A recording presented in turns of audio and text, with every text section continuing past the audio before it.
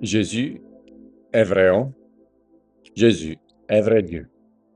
Cela, nous avons appris à la catéchèse depuis longtemps. C'est ce que nous dit l'Église catholique par rapport à Jésus. Jésus, vrai homme, Jésus, vrai Dieu. Je crois que dans ce troisième dimanche du carême, nous pouvons vraiment revoir, redécouvrir ce grand mystère. Jésus, vrai homme, Jésus, vrai Dieu. Jésus est vrai homme. Pourquoi? On voit qu'il arrive fatigué, la fatigue toute humaine. Il a fait un long voyage, il arrive en Samarie, une terre étrangère, et là, il a soif, et là, il a faim. Et on voit toute la fatigue de l'homme Jésus. Dès qu'il arrive à demander à une femme samaritaine de lui puiser de l'eau. Et dès là commence la discussion. Ah, voilà, toi, tu es juif, moi je suis samaritain, on ne s'entend pas. Mais en même temps, Jésus élève la discussion. Et le vrai homme qui a soif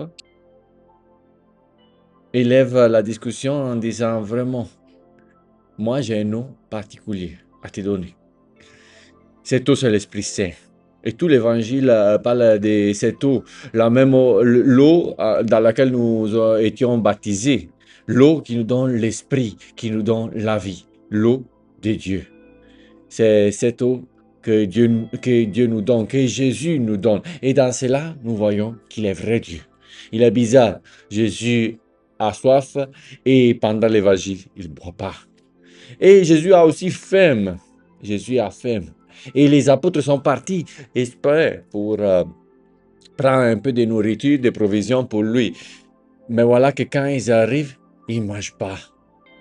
Parce qu'il nous dit, ma nourriture, c'est faire la volonté de Dieu.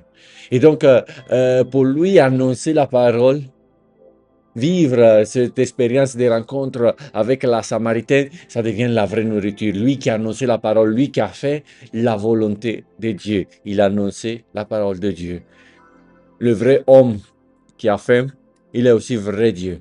C'est lui qui nous donne l'eau vive. C'est lui qui nous donne le pain, qui n'est pas simplement pain matériel, mais c'est aussi le pain de spirituel, le pain de la parole, cette parole que Jésus nous a dit, pas seulement des pains vivent l'homme, mais de chaque parole qui sort de Dieu.